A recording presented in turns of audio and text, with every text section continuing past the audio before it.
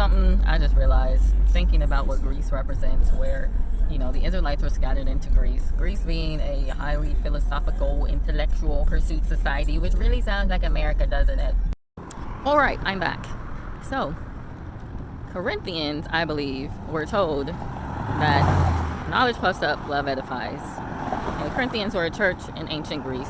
So, when you are scattered into another nation, whether that be physically, spiritually, emotionally, honestly, we're scattered into the U.S. Like, this is not Israel, this is not Jerusalem. The U.S. has a variety of things going on. We got Egypt, we got Babylon, we got Rome, we got Greece, we got it all. We are scattered. This is not Israel. So, when you are scattered into another land, oftentimes you will adopt the customs of that land, and it will serve to defile you. So one of the things that Paul had to tell these Corinthians is that knowledge puffs up and love edifies.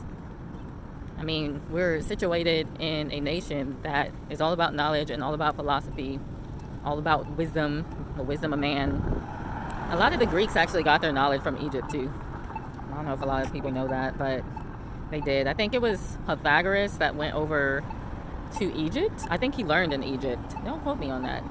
I should really be looking this stuff up before I say it, but they got a lot of their understanding of the math and sciences from Egypt, because all these fallen angels were teaching these people this math and science, and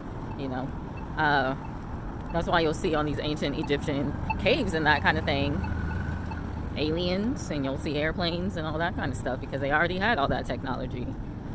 I don't know what happened where they either wanted to hide the memory of these things. It possibly has something to do with just, the whitewashing of things. Because the people in Egypt were definitely people of color. They were not white.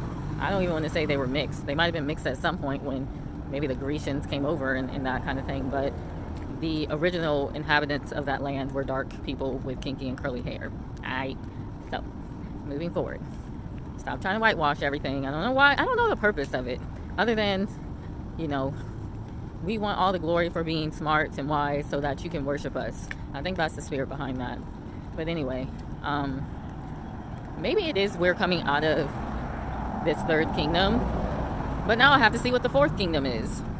Because I do really feel like at this time there's almost like the worship of knowledge, and it's even starting to wear on me, because I've done a lot of research on a lot of things, and I think it's good for understanding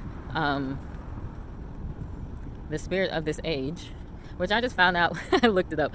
World, so it says the end of the world is coming, or that word world doesn't really mean like the earth.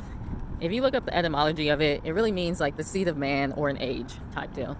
So we get a new heaven, a new earth. All right, God's not going to destroy the whole earth. He's going to destroy that which is not of him, and that's how you get a new heaven and a new earth. All right, so he said, I'll be with you until the end of the age. I'll be with you until the end of the world. And do not love the world and the things in it. Don't love the seed of man. Do not love this age that has the elemental spirits in it and the things of it. So that's all that means. So it's not a bad thing to have knowledge, but you can get to the point where you basically, let me not die today. You can get to the point where you basically worship knowledge. It can become an idol. And that's what happened with the Greeks. It was like they were always learning, but never coming to the knowledge of the truth.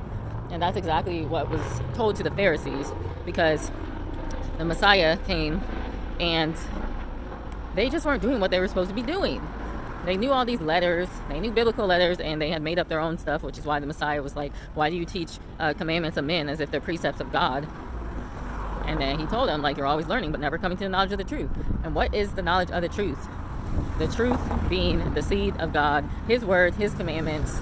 Knowledge, true knowledge being knowing God, which also means to walk in his ways. So they just never were there. They just were doing what they wanted to do.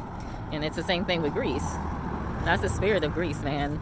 And it was funny too, because last year this guy came to me. He was some kind of, I don't know if he was a warlock or if he was a fallen angel. I don't really know. But he had said something to me about knowledge replacing God. What was it? He had basically said that I felt like I had to gain all this knowledge in order to protect myself. There is a quote in the show Avatar: The Last Airbender, where they go into this library and there's an owl guarding it.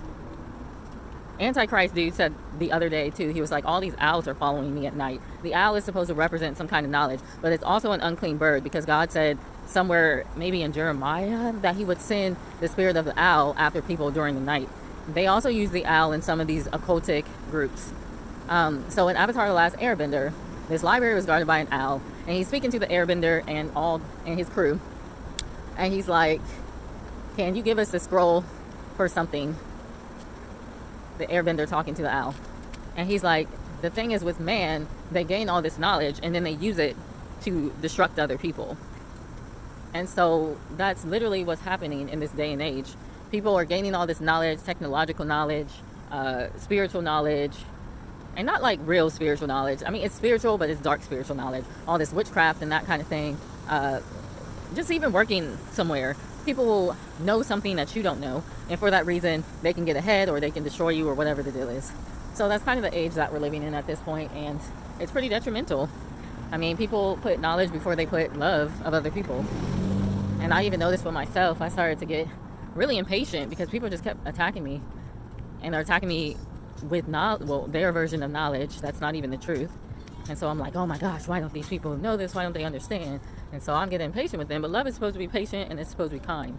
So we have to learn to forsake the idolatry of knowledge for love, which is God's love, not this version of love that they have out today. Love is love, not that. So America will probably be destroyed for being too smart. There's such thing as too smart for your own good. There really is. Because that's when you do get puffed up with pride, and then you don't want to act right. So, and I've seen that too in the manosphere, where these men start throwing out statistics and data, and oh Lord, it gets crazy in there. So anyway, things to consider. You guys be blessed and have a good one. Bye.